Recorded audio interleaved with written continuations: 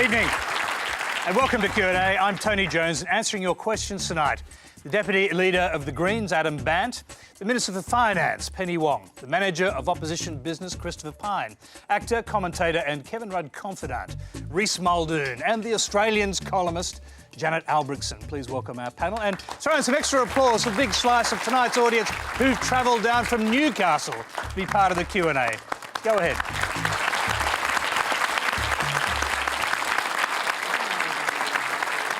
As usual, we're being simulcast on ABC News 24 and News Radio, and you can join the Twitter conversation with the hashtag on your screen. Well, our first question tonight comes from Nathan Viles.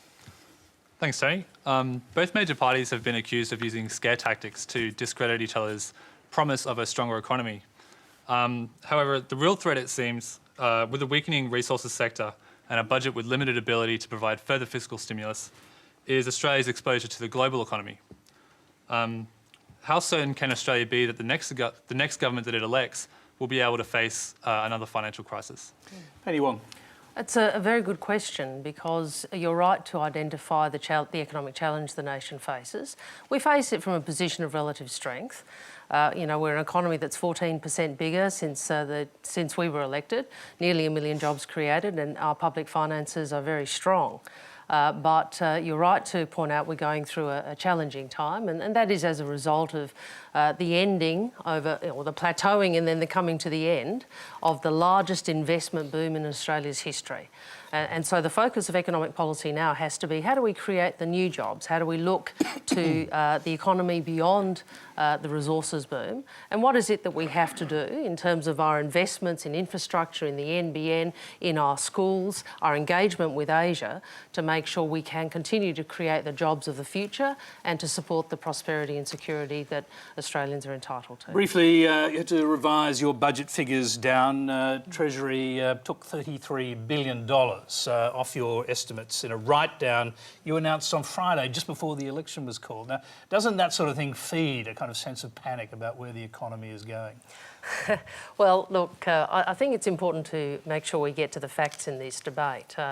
I remember that the man who would be the Deputy Prime Minister, were Tony Abbott elected, Warren Truss, not that you ever see him, coming out and saying that, likening Australia to Greece. We hear all the time from Tony and others that Australia is drowning in debt. Now, these are simply not true. I mean, we have one of the lowest net debt positions of any advanced economy. It's a fraction of what most of the major advanced economies are grappling with. And we have a AAA credit rating from all 3 ratings agencies, and there's a reason for that. We have strong public finances. Now, the challenge you raise is one any government would have. Of course, I would prefer that, it wasn't something we had to announce, but those are the facts, and you have to deal with Did you get out all the bad news just before the election? Because tomorrow is the pre-election financial outlook, PFO, very important. It's a great acronym, isn't it? It is a great acronym. Do you know what's in it? Oh, no, it's produced, it's part of the Charter of Budget on Honesty that Peter Costello introduced, and it's produced entirely independently of the government of the day. It's a product of Treasury and Finance, and it is, I think, that the point at which really the excuses that the opposition are using for not telling you what cuts they have in store, because they have to have them in store if they're going to meet their promises, really the excuses for not disclosing those end when PFO is released. Christopher Pyne, the original question was, will Australia be ready for another financial crisis? I think Nathan asks a very good question, because it goes very much to the heart of the anxiousness which people feel about the Australian economy at the moment, and the lack of confidence that the government has the answers in the future for managing the economic challenges that we face. When the Asian financial crisis hit Australia under the Howard-Costello government, of course, by that stage, John Howard and Peter Costello had already started living within our means, paying back debt, increasing growth, and therefore building revenue. And we were able to weather the Asian financial crisis and give money to countries overseas to help them to do it. When Australia hit the global financial crisis under the Rudd government, of course, they had the legacy of no debt, no deficit, money in the bank, continuing surplus budgets, and therefore were able to stimulate the economy from a position of great strength. if the coalition is to win the next election in 4 weeks, and I hope that we do, and there is another financial crisis or any other kind of major economic crisis, Labor will not have left us in that position. They'll have left us with almost $400 billion of government debt, 7 deficit budgets, and deficits as far as the eye... If only they were surpluses, deficits as far as the eye can see, unemployment touching 800,000. 10 weeks ago, they handed down a budget which was revised Friday a week ago and showed that they had gone $33 billion worse in the last 10 weeks, which Tony talked about. So, yes, if the coalition wins, we have to start living within our means. We've got a lot of hard decisions that we'll need to make to get Australia back on track again, because Labor will be leaving us with one of the worst legacies of any government since the Second World War. OK, briefly, Tony Abbott has announced, from your point of view, and you are the alternative government, so it's worth contemplating this, $17 billion of cuts to the budget, but there have to be many more billions of dollars cuts to come. Is that correct? Well, Tony announced in a speech to the National Press Club and in his budget and reply speech $17 billion of savings in order to be able to do 2 things: to abolish the carbon tax but keep the pension rises and the income tax cuts. That will cost the budget about $12 billion, so people will get their income tax cuts and their pension rises but without the carbon tax. And secondly, to fund the company tax cut of 1.5 cents, which we reiterated last week. That will cost about $17 billion, and the savings we announced in May and in January will pay for that. So it's all spoken for? Those $17 billion will pay for the tax cuts, the pension rises and the company tax cut we announced last week. So how many more billions of dollars of cuts to come? Well, tomorrow, as you pointed out, we have PFO tomorrow. That might give us a window into the real state of the budget, because honestly, I mean, Penny's been the finance minister for 3 years. The numbers change about every 10 weeks. We have the PFO tomorrow. Well, it's a fact. They do. They change every 10 weeks. That means we'll need to then examine that and then announce our full budget bottom line well before the election. Of course, we intend to do that. OK, all right. Well, unlike Labor in 2007, we've got a question announced the night before the election. Briefly respond on that. Living within your means is Liberal code for the cuts that we're not going to tell you about prior to the election. And that is, the reality is, your promises simply do not stack up. You keep talking about living within your means and getting back to surplus earlier. Well, the only way you can do that is if you cut. Now, either... You should try it, Penny. Well, either you're going to cut into education, health... You've never done education, it in 3 years. health, the services that the people in this audience rely on. And if you're going to do that, I think you should be telling them what you're going to cut. OK, we have a question on this subject. It comes from Deb Carter. Oh, my question was for Christopher. I was just going to say, you know, given Tony's refusal during last night's debate to shed any further light on funding for any of his pre-election promises, how soon are we, the taxpayers, going to have to wait before we get some detail so that we can make an informed vote? And I'm hoping it's not the day before ballot. Well, absolutely. I couldn't agree more. Thanks, Deb. That's very good. Can you give us an answer then? Yes, Deb, I can give you an answer. We won't do what Labor did in 2007, which the night before the election released their financial bottom line at 5 o'clock, with the polls opening the next morning at 8 a.m. So what will you do? We certainly won't do what Labor did, because we think Labor have been a really bad government for the last 6 years, and we don't want to repeat all the mistakes that they've made. But we will give everybody in Australia a full budget bottom line well before election day. But we can already tell you, we'll abolish the carbon tax, we'll abolish the mining tax, we'll bring back temporary protection visas, offshore processing, it's the money that people want to know about. The Australian Building and Construction Commission. If I could just... Deb asked for detail. Deb asked for detail, and these are some of the details. When will the coalition believe Treasury, and when will they not believe Treasury? Well, we believe Will that they believe them tomorrow? We believe Treasury does the best job it can. We don't believe that they're served by a very good government, because the government always changes the goalposts. So Penny decided in the last 3 years the government was going to win Tats Lotto, so she spent all the money that the government was going to win by winning Tats Lotto. Then when they didn't win Tats Lotto, Penny said, how could that have happened? I'm going to go back to Christopher. I'm just going to quickly go back to our question. One of the worst finance ministers in Australia. I'm just going to go back to our question. Do you feel... Excuse me. That didn't take long. Do you feel that you've had an answer to your question? No, I really want some actual detail. Lovely smile. Just very briefly, in one sentence, how long will she have to wait to get those details? We won't do what Labor did in 2007, the night before the election, when they released it the day before the election. PFO comes out tomorrow. We have to give Joe Hockey and Andrew Robb time to consider what the PFO says. It's the last budget bottom line before election day, and we'll give all of that detail well before the election, but there's already a lot of detail out there. OK, all right, no, don't get through it again. Adam Bandt. Just to respond to both of those, we've got to set ourselves up in this country for a strong economy for when the rest of the world tells us to stop digging, and that is going to come at some point. And you can ask yourself this question: what will Australia sell the rest of the world in 15 years' time? And on current settings, people are really only thinking about coal, maybe a bit of uranium, maybe some gas. What we should be doing is taking the proceeds, essentially this once-in-a-generation, perhaps once-in-a-lifetime mining boom, and using that to fund education, innovation and research and development, so that we've got something there that's based on our minds, not our minds, to sell the rest of the world in 15 years' time. And I'm really worried that we're going in the opposite direction. And unless we have a serious discussion in this country about what's the appropriate level of revenue to raise, then, I mean, at the moment, under the current government, they boast that they raise revenue at a level much less than under John Howard. I don't think that's a boast. I think that's a problem.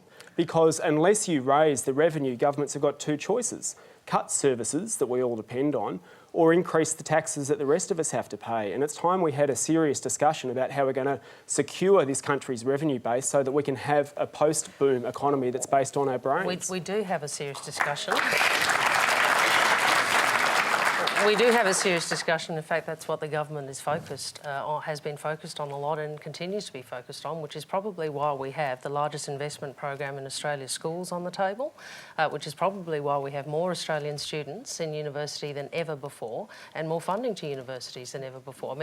I always like being in the Labor Party between these two, because he says we're too low taxing and he says we're too high taxing, and, well, it's probably about right then. But if we simply taxed at the same level that John Howard did, there'd be about an extra $20 billion a year to spend, and that would mean I think you've already spent it on terms of what you would mean you could fund education and schools without having to take $2 billion off universities. I mean, that's robbing Peter to pay Paul. Well, OK, I'm just going to go down to the other end of the panel. I want to hear from other panellists, and we'll go to Janet Albrechtsen first. I think the answer to the first question, and I'll come to the second in a moment, was best described by the boss of AMP this week, or the past week, when he said that the Australian economy is now more vulnerable than it's ever been, and we've basically spent our ammunition, and we don't have much to show for it.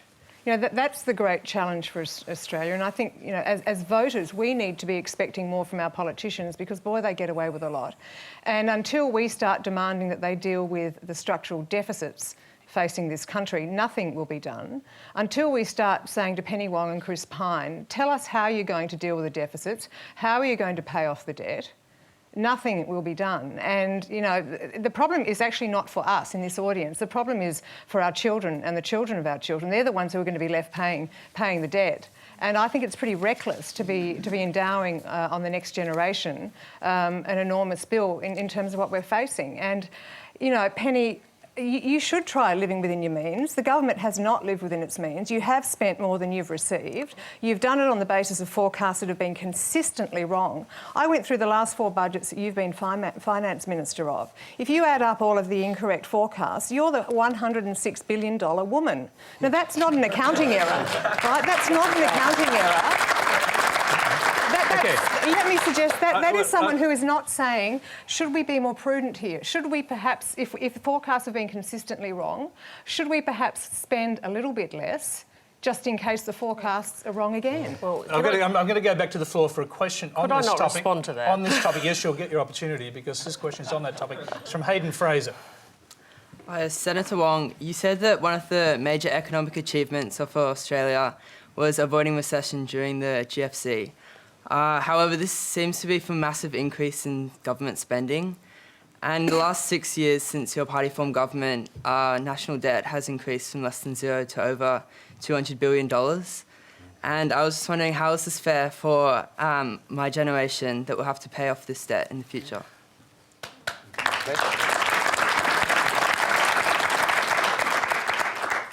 Well, you're right to ask about the next generation, and one of the things, whether it's on climate change or on the response to the GFC, that has guided us is thinking about that. If you want to look at a counterfactual, at the alternative, if we hadn't have acted during the global financial crisis, where we did put, government put money into the economy, if we hadn't have acted, we would have seen 200,000 Australians more unemployed. And if you want to see what that looks like, have a look at some of the nations, particularly in Europe, who have gone into recession and who have extremely high levels of youth unemployment, because a recession hits those least able to afford it hardest, and it particularly hits young people. And so the whole point of making sure we did not go into recession and we kept growing as an economy is not just so the figures are good, it's because behind the figures are real life stories and the real experience of people and the real experience of unemployment, particularly for young people, that we wanted to avoid. And I again would say, I understand that debt is a central issue in this campaign because Christopher and others want to make it so. And I accept, and I'm happy to have the discussion about it. But I'd make 2 points. One, first, as I said, our public finances are amongst the strongest in the world, as can be demonstrated by the facts I outlined earlier. The second is if Christopher says we need to lower debt, he can only do that by cutting more, which comes back to the question earlier. You cannot just simply say, we have to cut more. You have to cut more. Well, yes, you grow the economy, but the economy is growing, Christopher, so that's not the out. You have to cut more. Now, in terms of living within our means, I always think it's interesting. We get lectured about we have to cut more, but when we do things like the means test the private health insurance rebate, that somehow is a dreadful thing to do. That's a very important structural improvement to the budget. Okay. Christopher Pyne? Well, firstly, the Labor Party promised before 2007 they wouldn't touch the private health insurance rebate. Of course, just another broken promise from Kevin Rudd. There is another way, of course, that Penny's avoided and ignored, and that is try to get the burden of taxes and red tape and regulation off business to grow the economy, to give people jobs so they spend more money in order to get revenue rising again.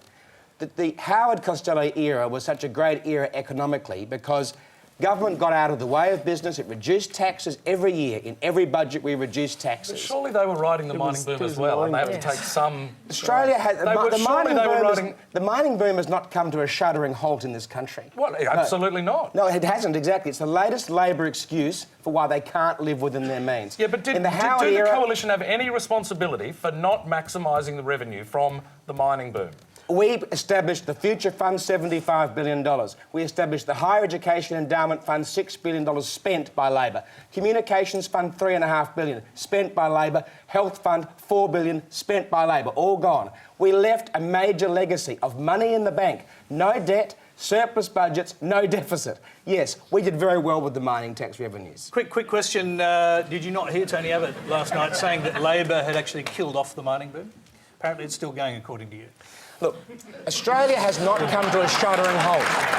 But Australia has not come to a shuddering halt because of the enterprise of the people, but the mining tax has hardly been a boon to the mining industry. The mining industry is hardly out there saying, let's increase that mining tax because it's been so great for our industry. But the truth is, if you get the mining tax off, the carbon tax off, take the burden off business, reduce red tape and regulation, you will grow the economy again. People will have jobs, they'll be less underemployed, because one of our biggest problems is people getting less hours at work, more part-time rather than permanent. Adam Bandt needs to get in. Just not right. I mean, we're paying the price of the cave-in on the mining tax. I mean, Treasury, Ken Henry, are hardly known as being a bunch of Marxist radicals, and along they come and they say, here's a once-in-a-lifetime opportunity to set us up for the future. Let's have a proper mining tax. And the mining industry comes to town with $22 million, they managed to change a Prime Minister and get themselves out of paying $10 billion a year Adam, you tax. can't tax the country into prosperity. But the investment boom, the investment, we've seen the record investment, that phase might be coming to an end, but the minerals are all still in the ground and they're going to be dug up now over the coming years and they're going to be sold off. We only get to do that once. And these are minerals that belong to us. And we've got one more opportunity left to make sure that we can get a proper return for them to set ourselves up for future generations. And if we don't do that, you're going to be facing those kind of problems for a very long time to come. OK, Penny Wong, briefly, you're in between two extremes of the argument. One says... Well, I'm with Treasury. I'm with Ken Henry, the former Treasury Secretary. I'm not saying you're extremist, but you're saying about reducing the taxes too. I think the first thing, if you look at what Adam's party, and I appreciate you're not a party of government, so you don't have to worry about the budget, but... Oh, give us a chance. Give us a chance. No, thank you. I don't think that'd be a good thing, though. We've been the most economically responsible party this election. We put out costed policies and we're the only ones tackling the revenue crisis. You have spent the proceeds of your higher mining tax, I think, many times over with your spending promises. That's the first point I'd make. It's gone a long way. The second point I'd make, and this is a very important point when it comes to the government of the land. Can I just put you on pause for a moment, because the questioner has his hand up and I'd like to come hear what the questioner wants. Yeah, you mentioned that revenues are a lot further down than the government expected, but if you look back at the track record of the government, it's not very positive. Like, wasted money on school halls and wasted money on pink bats that could all be used to allow the government to live in their means and not do this. Well, the first point I'd make is whatever you think about aspects of past spending, I think it is undeniable economically that the government's stimulus package kept Australia out of recession and kept our unemployment rate far lower than it would otherwise have been, and certainly lower than many other advanced economies. And as I said, Christopher talks about growing the economy and creating jobs. We're 14% bigger than we were before 2007. The United States is 3% bigger or thereabouts. The United Kingdom hasn't even got to the same level of output at the same size of their economy as they were before. So I think, that gives you some sense of the relative strength of the economy. Right. But one other thing, can I just respond to Adam? Because you said actually one have thing. been speaking for quite a while. Okay, I'll stop. We want to hear from some other questioners. I'll go to Henry Norris. When Kevin Rudd announced the election, he declared that both parties should do away with negativity and instead focus on positive plans for the future.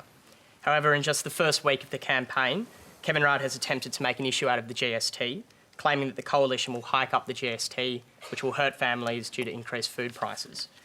Is Kevin Rudd's attack a classic case of negative politics, which is simply stirring up fear in the community? Let's start down this end. Janet Albrechtsen. It certainly is, and I think it's not just the stunt with the Vegemite jar that shows negativity. I would actually call it desperation, to be honest. I think the Rudd camp has moved into a period of desperation. And the reason they've done that is because, we all know that Kevin Rudd is addicted to something called announceables, which is a ridiculous word for announcing a policy and spending some more money. But the fact is there's no more money to spend. They're left with stunts like the GST, which is clearly wrong. They're left with stunts like attacking the press, which Kevin Rudd did right off the start gate of this election. And, I think there's a sense of chaos setting into the Rudd campaign. I think there's a lot of disagreement. I'd be really interested to hear whether Penny Wong supports some of the political strategies that we've seen come out from Kevin Rudd early in this campaign. I know that Ed Husak doesn't support the campaign that Kevin Rudd has launched against the Murdoch press, for example. We're moving off onto another subject. I want to hear about the GST. We'll go to Rhys Muldoon. No, it was about negativity. It was about negativity is what I wanted to sort of speak to. The chutzpah of the coalition to say that Labor's running a negative campaign. They're running a negative campaign.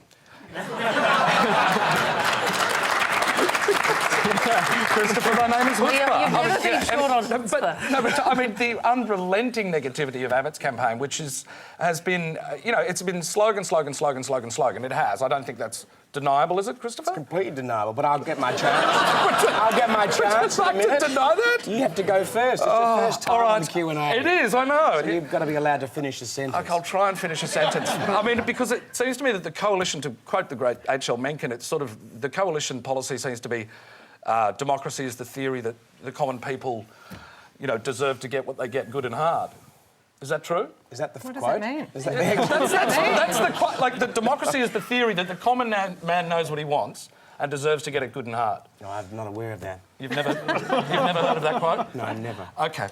I would argue that the negativity, particularly moving on to that other topic of the Murdoch press... Is that the people get what they deserve? Is that the... No, it's the modern... It's the... Can we go Chris, to you what don't was think at the that core of Rod's the being question? negative? You don't No, think that no, The Rod's question, being so negative? excuse me, both of Politics, you. fine. The question actually focused on the GST. Was that a legitimate tactic? If you're asking me personally, I didn't like it. Because it was a lie, that's why. No, I didn't say it was a lie. But it was a lie. It was a lie. I didn't like it, but if you're Well, asking... why didn't you like it, Chris, Rhys? well, we are asking you personally. Why didn't you like it? Well, because firstly, like, I hate to say this out loud, but I actually don't have a huge problem with increasing the GST a little bit. That's just, my personal thinking on that. So when it came out as a scare thing, as you point out, I went, I'm not sure that's the right path to go down, but that's just my personal opinion. Christopher Pyne. Well, Kevin Rudd has broken another promise, I suppose, when he took over. He took over as Prime Minister again. He said that there should be no negative politics. We needed a new way.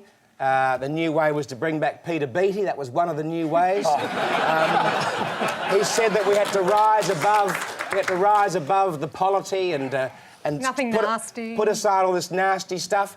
And basically, ever since he's been Prime Minister, he's relentlessly attacked Tony Abbott. Since the campaign's begun, he's relentlessly attacked Tony Abbott. He's like one of those 100-metre sprint champions who, with their gold necklaces, leaping about saying, come on, take me on, have a debate. I'll show you. Wear gold necklaces? I'll show you, let's have a race. And they do, they wear them before they race. And then, haven't you watched Usain Bolt? Tony, I think we need to separate. And then, of course, he has the debate last night and falls flat on his face, of course. So now, Kevin Rudd is negatively attacking Tony Abbott all the time. Christopher Pyne, the three letters that dare not speak their name, GST. Well, I'm getting to the point. Can I just bring you to the point quickly, which is that you have said you'll put the GST on the table in the taxation review. So what happens if the review... But that wasn't the question, excuse Tony. me. Well, it was about the GST. The question was about negativity. It was about both those things. Yeah, and I'll get to the GST. I'm asking you specifically about the GST. You put it on the table in the tax review. What happens if the review says it's a good idea to put it up, as Muldoon suggests? We've made it clear time and time again, which Penny Wong will try and refute, that Tony Abbott has said it, I've said it, Joe Hockey said it, Julie Bishop said it, there will be no change to the GST. The question was about... In the next term of government. We apparently will be having a review of the Tax Act. The GST is one of our taxes. Yeah. The GST is one of our taxes. If the review says the GST should be increased, the commitment from the Tony Abbott opposition is that we will not change either the GST or the basket of goods and services upon which it applies. That is a commitment. Now, Labor will do everything they can... I think the commitment was... Now, let me... you speak. I think the commitment was, and John Howard reiterated this, that you would, if you wanted to change it, you'd take it to the public to an election, which is what John Howard did. Labor will do everything they can to is that try... correct? No, we will not be changing the GST. So why are you putting in the tax review? And Abbott... Well, why not? Why shouldn't it be included? Why shouldn't it be included? Because if you've already said you're not going to change it, why put it in the review? Well, why shouldn't we have a proper and thorough review of the whole tax system? Because you've already decided you're not going to change it. But if the government of the day... If the government of the day says that they will not change the GST, and if we happen to be the government of the day, if we're lucky to be elected, then that is a political decision. Okay, but that doesn't mean the review shouldn't look at the Tax Act in its entirety. Now, the nonsense of the Labor Party's Ken Henry review was that they didn't allow the GST to be included or discussed. So I want to hear... So it's not like it's like North Korea. Can we just confirm? You can't discuss the GST under any circumstances. Can we just confirm this one thing? It is the commitment You will never, ever change the GST in any period of government. There will be no change to the GST in an Abbott government. Penny Wong, you have your answer. I think I have my... I mean, look, this is... The coalition have chosen their words very, very carefully on this. I didn't actually. I said there'll be no change to the GST in an Abbott government. I did listen to you. Notwithstanding the North Korea comment, I did listen. Yes. Perfectly valid comment. Joe Hockey has said it's part of the equation. Mr Abbott has said if it comes up in consultation, we'll consider what the consultations come up with. Your question is the pertinent one, Tony. If you don't want to change it, why would you review it? Very simple. I'd also make the point, there are actually 2 points about the goods and services tax. There's the rate and the base, and then there's how it is distributed. And whilst I know I'm sitting in Sydney, the reality is that Julie Bishop and Tony Abbott have consistently said they would look at changing how it's distributed. They would look at the position of the Liberal premiers, which is to move to a per capita arrangement, which would mean $1 billion less for our state of South Australia. And Julie Bishop said that again today on radio. True. So, well, would you like me to read you the quote? I mean, I don't think Tony wants me to because he probably thinks I've been talking too long, but they have consistently... It did cross my mind, I'm actually. trying to be It's succinct. a perfect opportunity to ask Adam Bandt to enter the equation. And do you think the GST should go up?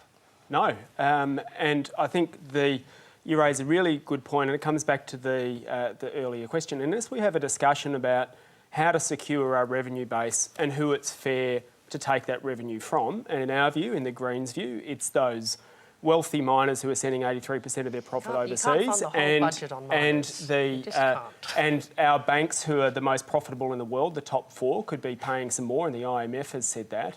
Unless we lay out a way forward, then governments have got 2 choices. They either keep cutting services or they raise the taxes that the rest of us have to pay. And that's why apparently it's not okay to have a discussion about fixing the mining tax, but it is okay to have a review about the GST. Okay. And I think that's of great concern. And I think the question about positive campaigning, I mean, look at last night's so-called debate. It wasn't really debate. It was sort of drab meanderings around increasingly diminishing points of difference. And when we had a real opportunity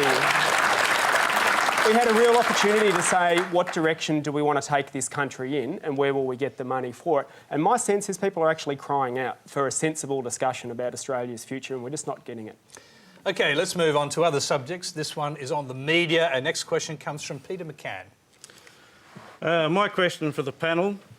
Bruce Guthrie, former editor of The Age, The Sun Age and The Sun Herald Sun, stated in last Sunday's Sun Herald that there are 2 kinds of truth, what happened and what News Limited says happened. News does not play fair and it's not always troubled by the truth. Another Fairfax journalist also claimed that the current level of support in News Limited media for the Liberal and National parties was equivalent to multi-million-dollar undeclared political donations. Is it not time for a major overhaul of media ownership laws and regulations to ensure balanced, fair and ethical reporting in Australia? I'll start with you, Janet. Well, it wasn't so long ago that the Labor government under Julia Gillard suggested that we ought to regulate the media. And when that idea was actually put to the people, it was amazing the uproar that it caused. And it wasn't just from the media, it was from many, many people in the street who thought the whole notion of regulating the media... I mean, for goodness sake, we have freedom of the press in this country. And what is it that you want? Do you want to dictate what newspapers should write? Do you want the government to set the parameters? Do you want them to licence the media in some kind of way? The Murdoch press has been critical of the Howard government for many years. It was very critical over Children Overboard. It was very critical over the Howard government during the AWB scandal. You know, criticism of the press, it's an occupational hazard, and I know the Greens under Bob Brown hated it. We were, of course, labelled the hate media for the simple reason that for the first time, really, the Greens policy had been put under serious scrutiny because they formed part of the government with Julia Gillard. Now, if that's not a reason to scrutinise Greens policy, but isn't the question asking about scrutinising the media? Isn't that the question? Of course, but that's what the Greens want. That's what Labor wanted at one stage, and probably that's what you want, Rhys, because you're no fan of News Limited either. But what Rhys, is it in that you fact, the want? question was asking whether media ownership laws should be overhauled. What do you think? Whether they should be, everything should be under review, of course. I mean, like to dispute that News Limited have a massive vendetta against the Greens, that's just been beyond dispute, and the vendetta against Labor. It's not a vendetta. It's called scrutiny. It's not called scrutiny. It's called scrutiny, Rhys. No, it's not. It's called pushing the hobby horse of somebody who has certain business interests. Well, that's what it is. No, go back and read every single article written about a Greens policy. Every single time it's about policy. Yeah, but see, the thing is that, you know, journalism and the media have such glass jaws. As soon as the eye looks to media or what's being written or what's being said and what agenda's behind it, suddenly everybody's screaming about freedom. As if it's like the end of the world. Do you have a problem with freedom? Oh, please. Come on. But do you have a problem with freedom of the press? You know, I mean, is that a problem? Of course I don't for have a you? problem with freedom of the press per se, but I would... Per se? But, yeah, but what is the problem with freedom of the press? I like it without the per se. the problem I is just like when... a No, free but the problem press. is when you have 70% of newspapers in one country, basically just like a Liberal Party pamphlet every single day of the week, it's pretty extraordinary. Rhys, news in Australia has never been more diverse. You can go to a million different sources for news now. A million different sources. You don't have to buy a News Limited paper I know, you don't if you have don't to, want but one. You can buy a Let's hear Fairfax from one. Christopher Pyne. Should there be an overhaul of the media ownership laws? I think the questioner's name was Peter, was that right? Correct. Yeah, Peter. Well, Peter, with great respect to you, I noticed that you were quoting Fairfax journalists and former editors on News Limited, which is... I wouldn't read one of their you probably could have found other... You probably could have found other quotes... Bruce Guthrie was a former editor from News Limited. Sure, but the... I mean, Fairfax and News Limited... Wrote a book called Man Bites Murdoch. It's OK. It's fine, because Fairfax doesn't really like News Limited, but I We think, don't like Fairfax either. So I think the bias in the media is always in the eye of the beholder. It always come on. is. And Come on, that is just such crap. That is just hysterical. No thinking person could look at the Daily Telegraph over the last sort of little period, or the Australian. Like, I mean, and make no mistake, there's a lot of fantastic journalists who work for You're News a bit of a Limited. conspiracy theorist, aren't you? Oh, listen to you with the conspiracy You are a bit of a theorist. conspiracy I'm an enemy of theorist. freedom. I conspiracy theorist. Just get the tinfoil hat on right now. You know. Yeah, really. Like, But you've got your direct ribbon line on, to so North you're Korea. okay. I've got my ribbon So on, you're that's pure. it. You're pure. Jeez, I'm confident from both sides here. News Limited, can I News ask- Limited. Like I said, it's the Coalition Murdoch News Limited coalition. That's why you like the Fairfax and I like the Australian. OK, no, actually, We're just... off a little eddy of our own over here in the corner. Yeah, would you Bear like with us to leave? Wisely, I'm just going to change We could focus. leave. I'm just going to change. No, but I'll bring you back in, but I He want to change hasn't focus. answered the I will give you a chance to answer the full question, but I want to hear from the government whether it's time to change media ownership laws. That was the question. Yeah, look, we don't have any plans on that front. I mean, we did have... It was a very controversial issue, as you might recall, in the Parliament, and one that did cause a great deal of debate and a great deal of conflict, and the government wasn't successful in getting some of its propositions through. You know, it's a very interesting discussion over there. Observing the way in which when someone suggests that there might not be a complete neutrality in some of the newspapers, they immediately are accused of being part of some conspiracy theory. I don't think anybody seeing some of the front pages would suggest that the editorial line has been completely neutral. And it's a free press. They're allowed to do that. They're allowed to put on the front page, kick this mob out. They're allowed to put on the front page a completely fabricated story about the Deputy Prime Minister changing flights into Sydney, completely fabricated. But I think they're also allowed to be called out on it. And I think it is important we call them out. Adam Bandt. Can I just say, I think that's a really important point. I think it's less about the content, because if you don't like the paper, don't buy it, even though if in some states you find yourself, if you want to buy a local paper, it's a Murdoch paper. If you want the choice of a national alternative, it's a Murdoch paper as well. It's really about concentration of ownership. And I think when you have such large concentration of ownership of the mainstream media in one country, it lends itself to potential abuse. And I don't mind scrutiny, but when a newspaper editorialises that a certain political party, ours, should be destroyed, and then goes and starts running front pages like we've seen, then when they're dominating 70% of the media, you've got to ask whether that's good for democracy. Did you, Adam Bandt, just very briefly, when you were in an alliance with the Labor Party in government, did you seek to have the media laws changed? We wanted them strengthened. The ensuring diversity of ownership is something that is crucial for us. It's not about regulating content, but about what we can do to ensure diversity of ownership. And so I would have liked to very briefly, will you knock back on that? We had some discussions, but look, it's given the parliament that we had, you've got what you have to do in the parliament that we've had, and I think we haven't got enough credit for it, getting Labor, Greens, country independence and city independence on the same page. And we did it 99 times out of 100, and this was one that we couldn't do it.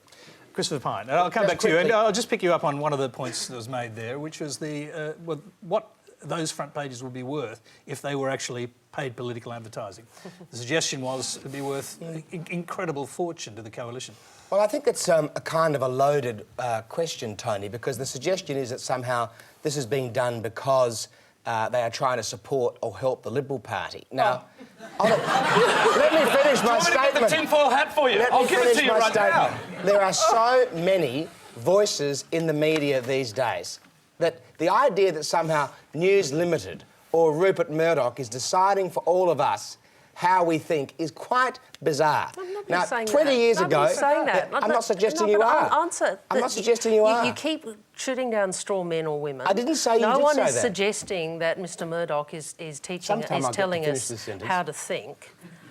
He has a particular political view. I think that's transparent. Read his Twitter account. But that's up to him. But, I mean, nobody's suggesting that. It's a different question. Well, there are dozens and dozens, if not hundreds and thousands of different outlets for people to get their information these days. There weren't when I was elected 20 years ago. The truth is, if News Limited has a particular view about the government, it's a free press. They're entitled to have it. I happen to think the government's very bad as well. But also, News Limited is made up of Coincidence. News Limited is made up. Coincidence. News Limited is made up of so many different mastheads. The advertiser doesn't have the same view as the Daily Telegraph. Christopher Pyne, I'm going to interrupt you because you mentioned all the different types of media. Here's one. We've got a question from Fiona White. Minister Wong, if you could, would you disable Prime Minister Rudd's Instagram account? Please. His Twitter account? No, Instagram. Instagram. Oh. All his Photo with the photographs. toilet paper. It's the photographs, his selfie. They seem to be very popular. He has, is it 1 million followers on Twitter or something? There you go. So Tony 40... Abbott's got Rupert Murdoch and Kevin Rudd's got Instagram. Well, we do what we can. That's a non-answer. He's entitled to photograph himself if he wants. I mean, really. We love it. Isn't everybody in a free country? Let's move It's on. going really well for him. Let's move on to something else that made headlines from last night's debate. And the question is from Oliver Pang. Thank you, Tony. My question is for Mr Christopher Pyne. Yesterday in the debate, Mr Abbott said marriage equality was not a priority for the coalition compared to things like cost of living. So my question is, why doesn't the coalition regard marriage equality as a priority? And why won't it commit to a full conscience vote in Parliament if elected? Well, our position on that...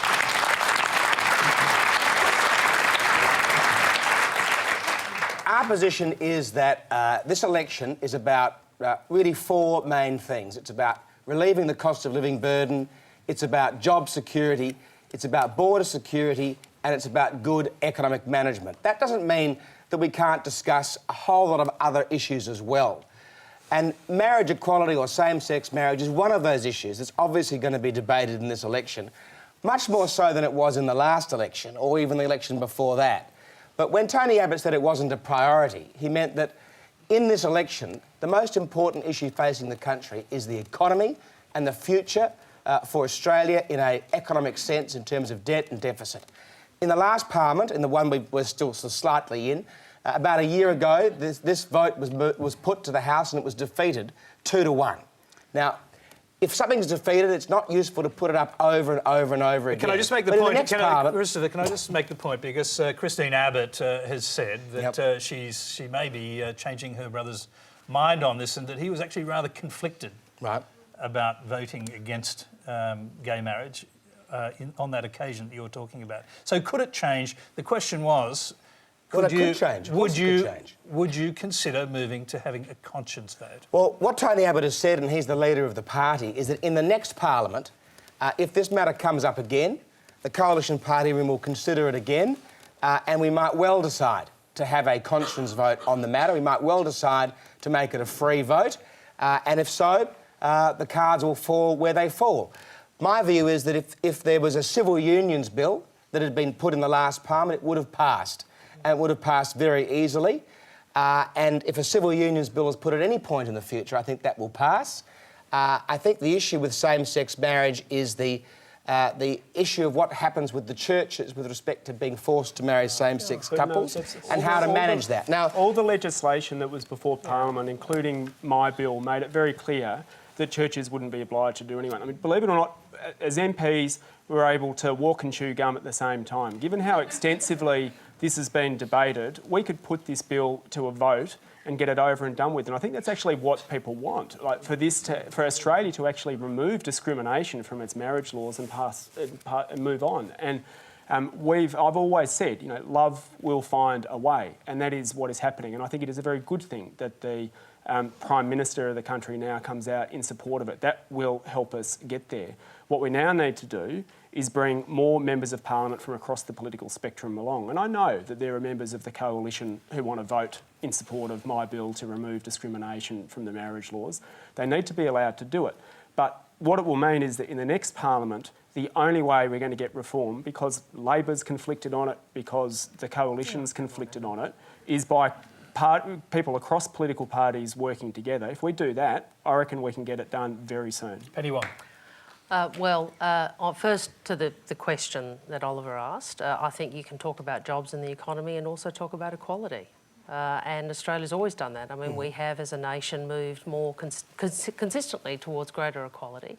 I think it's a wonderful thing. We have a Prime Minister who's not only prepared to support it, but has said he will ensure a bill is brought in, because you do need to have that kind of leadership to bring the Parliament to a place where we can do what we should do, which is to reflect the principle of equality more broadly.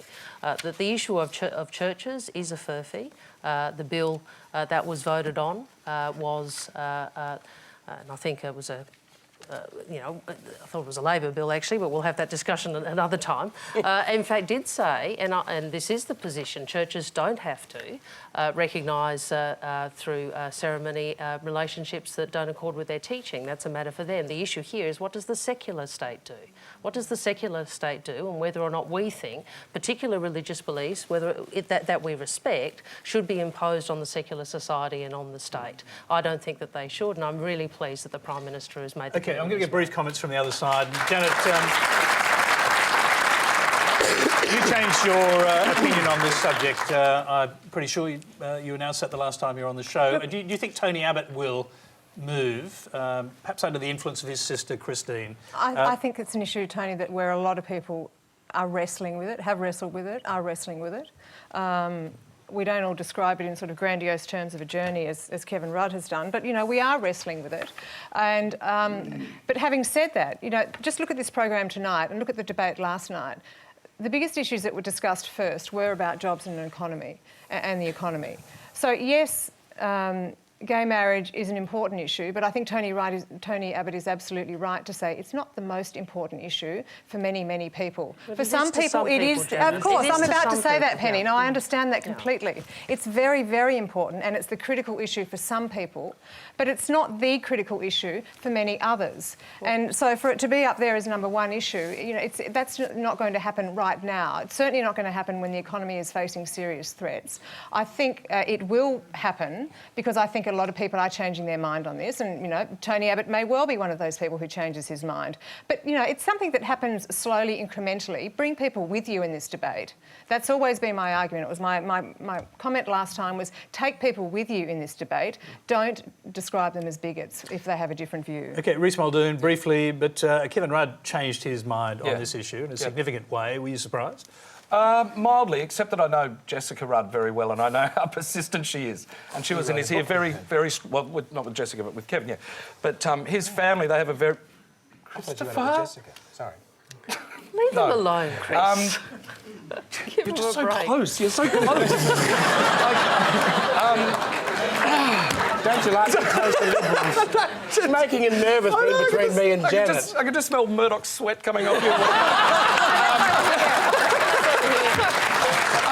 No, I think on this particular topic, of course, I thought it was very interesting that Kevin Rudd did change position because very much a Christian believer and all that sort of stuff, and Jess was very much in his ear, and he did move position on it. But I also think one of the things is it's not going to cost much. Just do it. Like, it's, you know what I mean? It's not like when you're talking about, like we're talking about the economy or this or that, to just sort of go tick gay marriage is not going to cost the economy much. Surely we agree on that. Wouldn't cost very much, no. No. It was so... Looking forward to the Murdoch papers getting right behind it tomorrow. Let's move on to another subject. It's a policy, actually, which probably would cost quite a lot of money if both sides adopted it. It's from Stephen Miller. Christopher Pyne, you have recently suggested that the proposed Conski reforms amount to nothing more than a Conski from the Labour Party, and that the status quo is the best solution for the education in this country. Given that Mr Abbott has now committed to implement the same offers accepted by the opt-in states, has the coalition committed to its first backflip on policy before it wins the next election? Well, the truth is that we decided that this late in the school year, it was very important to give people certainty from January 2014 onwards about their funding.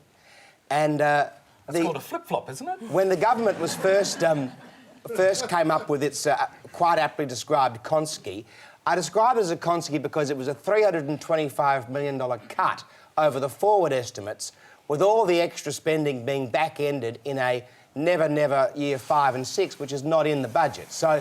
But what's happened since that time is the government's made 7 different bilateral arrangements with different jurisdictions, which means there is now actually more money being put into the system over the next 4 years, which I thought made me more comfortable to support it.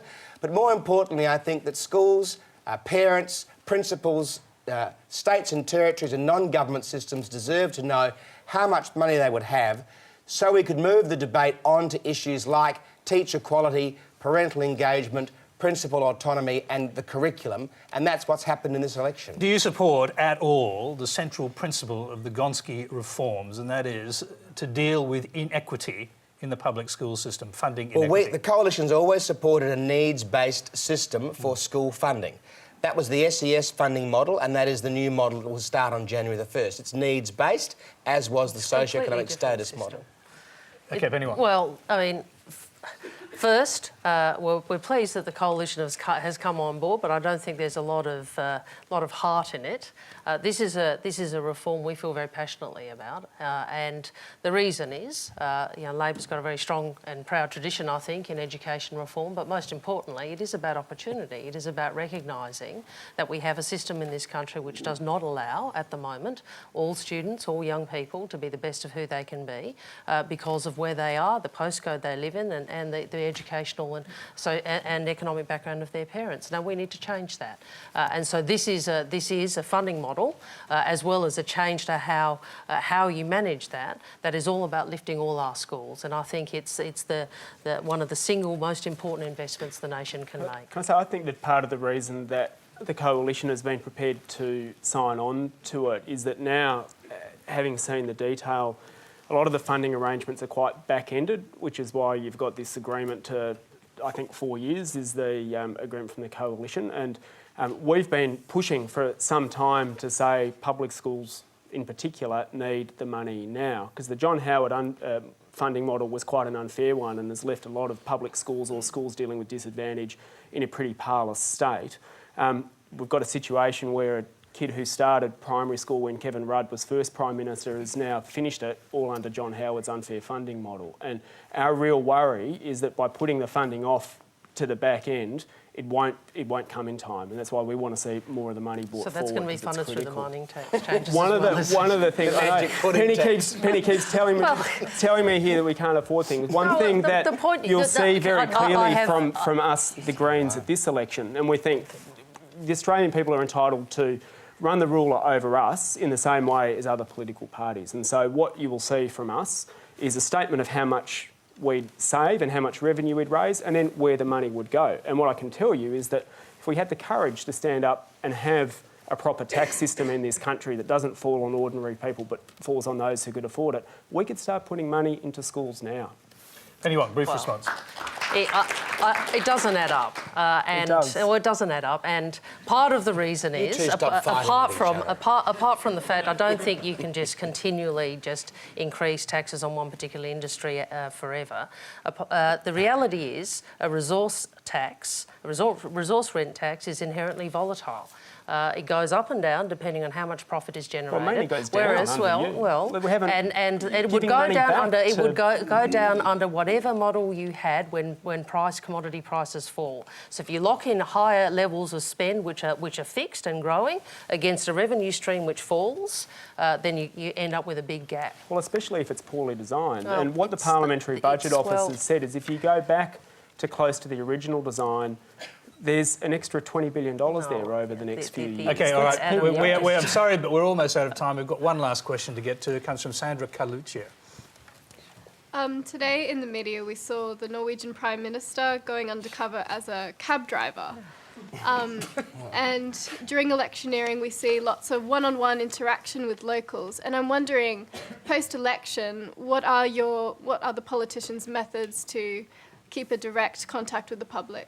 Let's start with Rhys Muldoon, and can you imagine Kevin Rudd going underground? I didn't even get a taxi here tonight. I walked here. We're not talking about you. You're talking about the politicians. So how do you stay in touch with the Norwegian people? Prime Minister went underground as a that. taxi driver. Would it work for Kevin Rudd, for example, or Tony Abbott? I could just imagine the News Limited cars right behind, watching every moment. Just all of the photos. Can you imagine? You know, pervert taxi driver. Yeah, exactly. You know, all this kind of stuff. No, I cannot see that working. I think it'd be pretty.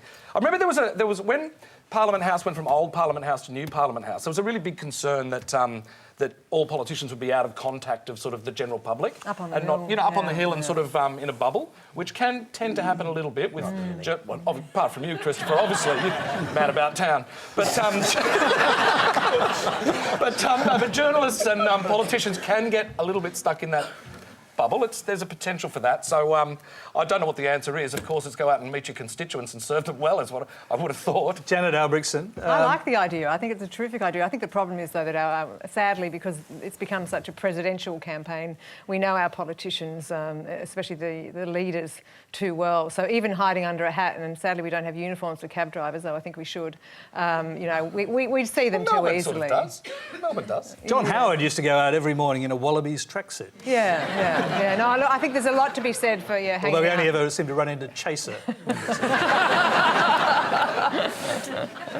Christopher Pyne. Well, Time for you to go underground. We know that Tony Abbott works in Indigenous communities at least a week or two a year, and he's said that if he's elected Prime Minister, that he'll continue to do that, and that he'll take senior bureaucrats with him. He's done that in Cape York. I've been with him to the Ananu Pitches in Jarrah, Yankunet Jarrah lands in South Australia and done similar things. So he has put his money where his mouth is for many, many years doing just that. As a local member of Parliament in the House of Representatives, I can tell you that the easiest way to find out what the electorate thinks is to go to supermarkets on a Saturday morning and hand out your shopping bags and talk to voters for hours. And the Australian public, they're terrific. If they don't want to speak to you, they don't have to. But if they want to speak to you, they can come straight up, and they usually do. And that's how you very much stay in touch. In my marginal seat, which I've had now for 7 elections, and I hope, touch wood, I get an 8th election coming up, supermarkets is a great way to stay in touch with people. Adam Bandt, how do you stay in touch with inner city Melbourne? I've got a lot of taxi drivers in my electorate. I do, and many of them have come from Somalia. And if you want some feedback, I can tell you there's a lot of people in Melbourne who are pretty sad, distressed, gutted that we're having another race to the bottom on refugees come this election. A lot of people have hoped that we would, you know, find some way of reintroducing some kind of sensible, practical and compassion back into the debate. You know, this is an election campaign. We shouldn't be racing to the bottom, we should be reaching for new heights. And instead, it looks like we've got the cruelty wars all over again. Penny Wong. The question, I mean, I'll get you to stick to the question because it really was about how you keep in touch. Yeah, well, but you can respond to that as well. I just don't agree with your characterisation, and I think I wish the Greens would stop suggesting that they are the only ones with compassion. You may have a policy disagreement about what the government is doing, but let me tell you, there is a lot of compassion inside my heart when I look at this issue, and I wish that there was an easier solution than some of the policy solutions on the table. But I do think compassion is owed not only to those in your line of sight, but also to those who are drowning. As a public policy maker, you have to deal with that. So I just think to continue to tell us that we're being cruel as a political tactic is unseemly. Okay, how do you? But in terms of we're in the public eye and we're also in the community, and you meet people as a politician. They always come up to you and talk to you wherever you are in the market or in the Adelaide Central Market's a fantastic place. Do you think you'd really find out what they thought if you were in the cab, like the Norwegian Prime Minister, masquerading as someone else? No, but I do catch cabs in Adelaide because my partner tends to use the car, so I'll often catch the cab because. And it's quite interesting because most of them have absolutely no idea who I am. And so I got to talk to them and say, oh, what do you think about this? And they'll tell me everything without actually knowing who I am. Sometimes good, sometimes very bad, but that's life. I'm afraid that's all we have time for tonight. Please thank our panel, Adam Bandt, Penny Wong, Christopher Pyne, Rhys Muldoon and Janet Albrechtsen. Thank you. Thank you. And next Monday, we'll be in Parramatta for Q&A's National Economic Debate. Economic management is a vote-deciding issue for most Australians. The government is talking about managing the post-boom economy while the opposition is focused on Labor's debt. In our third policy debate, we'll bring together the two men who want to control the economic policy levers for the next 3 years. When Treasurer Chris Bowen comes face-to-face with Shadow Treasurer Joe Hockey to answer your questions and debate our economic future. So join us next Monday for Q&A's Economics Debate. And if you're keen on policy debate, stick around for Late Line coming up in just a few moments to see Deputy Prime Minister Anthony Albanese debate the National Broadband Network with Shadow Communications Minister Malcolm Turnbull. Until next week's Q&A, good night from us.